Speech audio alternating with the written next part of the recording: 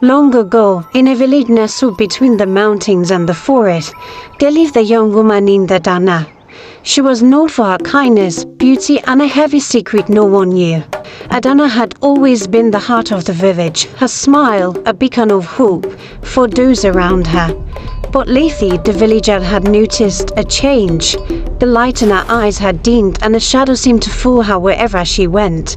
The crops that once thrived under her care began to wither, and the air grew thick with unspoken fear. At night, when the village was quiet and the stars filled the sky, Adanna would sit by the river staring at her reflection. Her thoughts heavy with the knowledge of the curse. She knew time was running out. It was no longer just her burden, it was a threat to everyone she loved. I can feel it growing stronger every day. The pain in my chest. It's becoming unbearable. I must find a way to break this curse before it's too late. But where do I begin? The spirits of the forest. They are my only hope.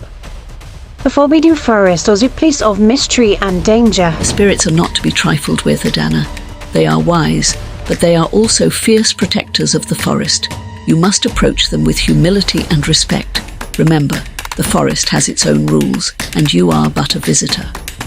I understand, Elder. I will tread carefully and heed the spirit's words. I will not fail. The Forbidden Forest was a place of mystery and danger, a place where the spirit of the ancestors were said to dwell. No one in the village dared to enter for fear of the unknown. But Adanna knew that the answer she sought lay within the dark woods. I must be brave. The forest holds the key to my salvation. I have no other choice. With the elder's voice echoing in her mind, Adanna set off into the forest.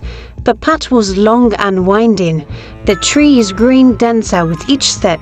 The sunlight barely penetrated the thick canopy above, casting the forest floor in a perpetual twilight. As she ventured deeper, the forest grew eerily silent.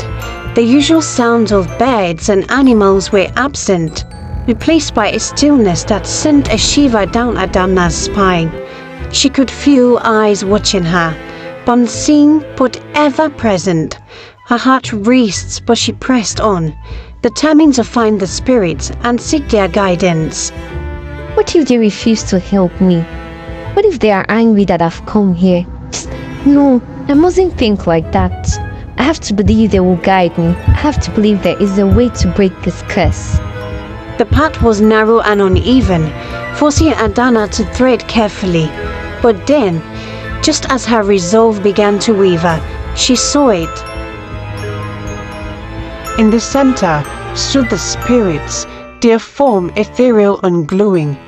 They were tall and graceful, their faces obscured by a soft shimmering light. Their voices echoed through the clearing, filling the air with a haunted melody.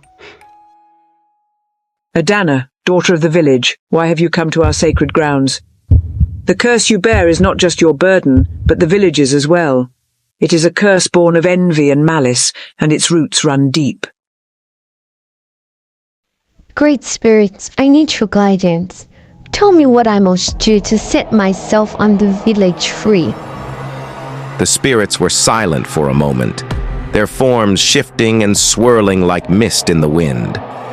Then, one of them stepped forward, its voice deep and resonant. The curse was placed upon you by a witch who envied your beauty and goodness. She sought to destroy you, but her curse has only made you stronger. To break it, you must retrieve a rare flower that blooms only once a year at the peak of the highest mountain. The journey will be perilous, and the mountain will test you in ways you cannot imagine. But if you succeed, the curse will be lifted. With the spirit's guidance, Adanna set off towards the mountain. The path was treacherous, winding through dense forests and across rocky terrain. As she climbed higher, the air grew thinner and the wind howled through the peaks. But Adanna pressed on, her determination driving her forward. The mountain was unforgiving, its slopes steep and jagged. Adanna's hands were bloodied from gripping the rough rocks, her muscles aching from the strain. But she refused to give up. She knew that the fate of her village rested on her shoulders, and she could not fail. As night fell, Adanna found herself in a narrow crevice, sheltering from the bitter cold. The stars above were obscured by thick clouds, and the wind whipped around her, chilling her to the bone. She closed her eyes and tried to sleep, but her mind was filled with the images of the curse. The wilting crops, the dying animals, the fear in the villagers' eyes. The next morning, with determination, Adanna continued climbing the mountains. She struggles against the steep, rocky path. The sky above her is dark and stormy, with winds whipping through her hair and clothes, making the ascent even more treacherous. Suddenly, her journey is halted by a wild creature, a large, snarling beast, its eyes glowing ominously in the dim light. The tension is palpable as the creature begins to circle her. Adanna stands frozen, clutching a small knife, her only protection against the looming threat. Adanna faces the snarling beast, her grip tight on the knife. As it lunges, she strikes swiftly, the blade sinking deep. The creature snarls and collapses, defeated. Breathing heavily, Adanna wipes her knife and continues up the mountain, resolute, knowing more challenges await. The next morning, Adanna resumed her climb. The path grew steeper and the air thinner. She could barely breathe, each step a struggle. But she pushed on, driven by the thought of her village, of the people who depended on her. Finally, after what felt like an eternity, she reached the peak. And there, bathed in the soft light of the rising sun, was the flower. The flower was unlike anything Adanna had ever seen. It was small and delicate, its petals a deep, rich purple. It glowed softly, its light pulsating with a life of its own. But as Adanna reached for it, a shadow fell over her. A spirit, darker and more menacing than the others, appeared before her. Its form was twisted and grotesque, its voice a low, guttural growl. It was the guardian of the flower, the final test that Adanna had to face. You seek the flower, but you must prove your worth. You must face your fears, your doubts, your darkest thoughts. Only then will you be allowed to take it. The guardian spirit conjured images of Adanna's deepest fears, visions of her village destroyed, her loved ones in pain, her own death. The images were so vivid, so real, that Adanna could feel the terror grip her heart. But she knew that she had to overcome these fears, that she had to stay strong. These are just illusions. They can't hurt me. I won't let them control me. I am stronger than this. I have to be. Adanna stood firm, her heart pounding as the terrifying visions swirled around her. The images grew more intense, more vivid, until it seemed that the very ground beneath her was crumbling away. I am Adanna, daughter of this village. I have faced the curse, I have braved the forest, and I have climbed this mountain. I will not be defeated by fear. I will not let this curse consume me. With a cry of defiance, Adanna reached through the illusions, her hand closing around the stem of the flower. The moment she touched it, the visions shattered like glass, the guardian spirit dissolving into the wind. As she neared the village, the sky grew dark, heavy clouds gathering overhead. The air was thick with anticipation, the villagers watching anxiously as Adanna approached. They could see the flower glowing softly in her hand, and hope sparked in their eyes for the first time in many moons. In the center of the village, Adanna prepared the ritual as instructed by the spirits. He placed the flower on a sacred altar. The villagers stood silent, their breaths held, as Adanna began to chant the ancient words passed down through generations.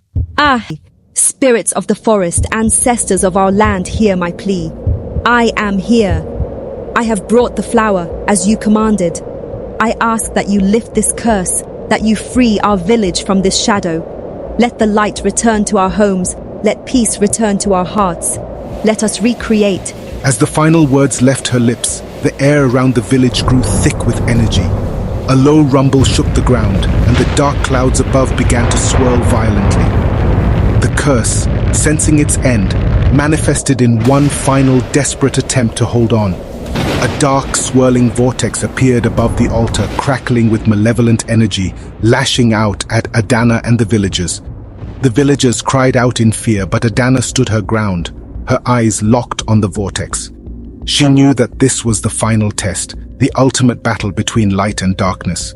This is it. The final battle. I cannot fail now. I will not let this darkness win. It's over. Finally, it's over.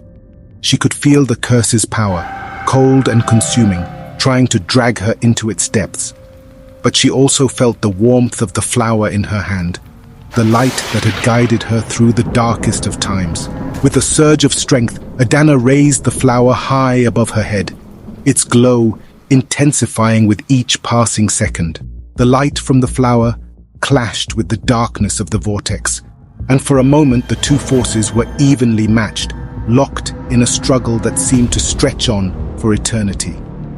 But then, slowly, the light began to push back the darkness, inch by inch. The villagers watched in awe as the light grew brighter, until it enveloped the entire village in a warm, golden glow. With one final burst of light, the vortex shattered, the pieces dissolving into the air like dust. This is it. The final battle. I cannot fail now. I will not let this darkness win. It's over. Finally, it's over. The village is safe. The curse was broken. As the light faded, the villagers erupted into cheers, their fear replaced by joy and relief. She had done it. She had saved them all. The village was once again filled with life and laughter. The crops began to flourish, the animals returned, and the dark clouds that had hung over the village for so long were gone. But even as the villagers celebrated, Adanna couldn't help but glance towards the mountains. The journey had changed her, and though the curse was gone, she knew that the world was full of dangers yet to be faced. Adanna, no longer burdened by the curse, was able to live in peace, her heart light and free. She had learned that true strength comes not from the absence of fear, but from the courage to face it. And so, as the sun set on the village, Adanna's story was passed down through generations, a tale of bravery, hope, and the unyielding power of light over darkness.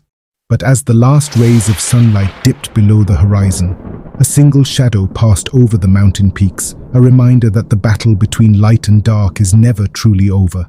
The brave woman who faced the curse and triumphed became a legend in the village, a beacon of hope for those who would follow in her footsteps. For in every shadow, there is a light, and in every heart, there is the strength to overcome even the darkest of times. Subscribe to find out how Adanna got pregnant for the prince in part 2.